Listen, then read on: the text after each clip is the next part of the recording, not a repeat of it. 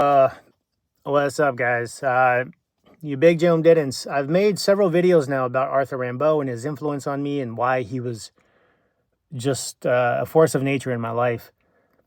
But when I was 19 and 20 and reading Rimbaud, looking back on it now, it wasn't so much his poetry that excited me. It was his life. It was the myth of Rimbaud, which is intoxicating. Real appreciation for the poetry would come later. But at that time, it was the legend of Rimbaud that was wildly attractive to me. And I suspect to most young poets, especially if you're a male, I imagine. Because at 19, you're ready to go. Anyway, right? You're ready to fucking throw down at the drop of a hat. Just wind me up and point me in the right direction, and it's all systems go. And that's just how it is. But when you have ambition, as I had to become a poet, fueled by ideas of what poetry is and what the poet can be, that combination right there is something very special. And like I said, it's all systems go. And that was me for sure. I went hard in the paint. I really did. And I thank God that I survived that time period. Because, I put myself in a lot of stupid situations where I could have hurt somebody or hurt myself. And I think deep down inside, I wanted to experience pain. But anyway, I'm not going to get into that. You can watch my first video to understand the sentiment, the emotion behind that sentence. So yeah, Arthur Rimbaud I was attracted to his rebellion, his wildness, his life. And, it was like a blank artistic check that he gave me to just geek out for the sake of art. And I did, like I said. But when I read T.S. Eliot, it was a way different story, like radically different. Reading him genuinely was life transforming for me because in a real sense, T.S. Eliot gave me back to myself. If you know what I mean. It's like, it's hard to describe, but I guess that's the attempt of this video. If Arthur Rimbaud was like an emergency latch to escape my life, in T.S. Eliot, I actually recognized myself, which is an incredible thing. I can only hope and pray that you find in your life an artist or poet that will mean to you what Eliot has meant to me. Because he gave me permission to be honest with myself. I wasn't Arthur Rimbaud. With Rimbaud, there was an element of performance. Everything was taken to the extreme. It was down with the old. Down with the new, too. Rimbaud was down with everything. And it was basically becoming somebody altogether radically different than who I was. And I knew deep down inside, there was like a voice going on saying this is not you, man. You can't keep this up.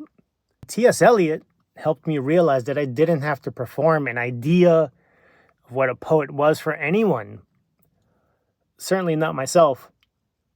Because in his poems, he made hesitation, the things he talks about, humiliation, self-doubt, sexual anxiety, the inability to communicate with people, the inability to relate to people, and that deep, profound spiritual longing. All of this, he tackles in his poetry.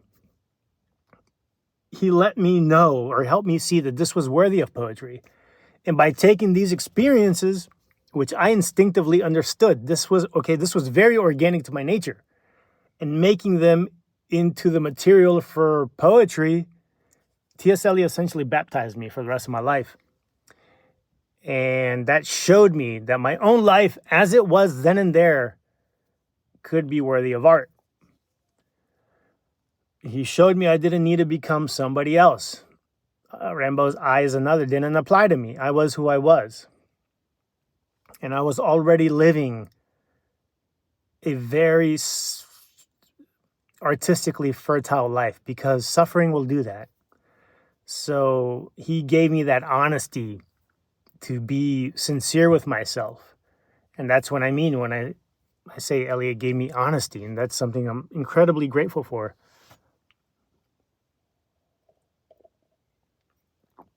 But it went beyond that. For me, it was beyond a psychological, temperamental connection with T.S. Eliot.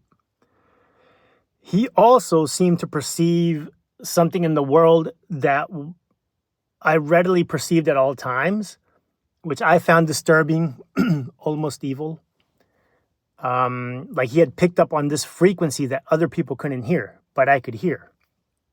There's a scene in Saving Private Ryan at the very end of the movie, towards the end, where they're fighting it's like the final battle. And Upham is running ammunition between buildings, and he runs across and he goes up a flight of steps. And in that scene, during the firefight, the sound drops out, and you hear like this ominous howling wind or whatever it is, like a discordant note, right? The effect that creates in the movie is what I'm talking about. I always felt that. Reading Eliot and reading the poems that indicated to me that he felt the same way was liberating. It was like, whoa, hold on, you feel this too? I thought I was the only one. I'm not the only one, but at 19, you're the center of the universe. And I'm sure if you're a T.S. Eliot fan, you feel the same way. It's like, wait, you hear it too? You hear it too? Everyone else in the room doesn't hear it, but we hear it, right? What is that? That's scary. I don't know what that is. In reading his poetry, if you can't hear it, by the way, you will hear it. Whether you hear it or not in real life, you should read his poetry. Because if you hear it, it's going to validate what you're hearing. And if you don't hear it, you will hear it in reading his poetry. Anyway, yeah, so he gave me a lot. And,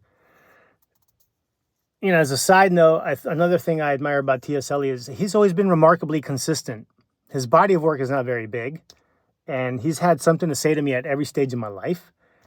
And it's not difficult to see why he converted to Christianity when you read his early poetry. There's, it's all there. It's like a direct line from the early poems. I'm talking about the shit that wasn't even published. Inventions of the March Hare, that notebook he kept. You can trace themes, fragmentation, paralysis, spiritual paralysis, longing, this feeling of like being completely dislocated, having to be reoriented to something higher, or a want to believe in that. All of that's there, and it's a direct line all the way that runs through his work, which is awesome. So anyway, I've been very hesitant to make videos on T.S. Eliot right now, simply because he's been such a titanic, continental force of nature in my life. Like, how do I even begin to communicate to you, the viewer, what he has meant to me? And as I said, I can only hope that you have felt in your life a powerful, like, chiming alignment. Ding! You're so in sync with an artist, a poet, a writer, somebody, that it's essentially you they're handing back to yourself, but like highly polished and reformed. I don't know. I think Emerson said something like that, right? He said, when you read the greats like Shakespeare, what you're really responding to is like your capacity to be that great, or some better version of yourself that they're giving you. I may have made that up. I don't know. My readings have all blended in one into the next. Anyway, that's what he has meant to me, and I'm going to make more videos about T.S. Eliot, but I just wanted to say, thank you to him. A couple years ago, I had the good fortune of going to England with my wife, to East Coker specifically, where he is buried. His ashes are interred behind a wall, actually, at a church. So I went there to say, to pay my respects and to say thank you for giving me permission to be sincere with myself and who I was, and not being, I wasn't Arthur Rimbaud. or Jim Morrison or any, I wasn't that person. I was Marvin Flores from Virginia. And that was plenty. And that was enough. And all my material was right there. And I needed him to show me that. So he has been to me, if Dante to T.S. Eliot was what Virgil was to Dante, that's what T.S. Eliot has been for me, a guide. So anyway, we went to where he's buried, and there's a plaque, I think it's there, that says, "Of your charity, pray for the eternal repose of Thomas Stearns Eliot." And it gives his dates. And I always have. Honestly, I mention him in my prayers. Every night in the morning, if I'm praying a rosary on my run, I mention him. Because it's such a small request. And he has meant so much to me. I suggest that if you're a fan of T.S. Eliot and he has made a real deep impact on your life as well, you should too. Pray for the man. Anyway, peace to the gods. The DMV is the killer. Falls Church is the killer. I'm starting to sweat. I got to go back into work. I'm on my lunch break. And yeah, you don't.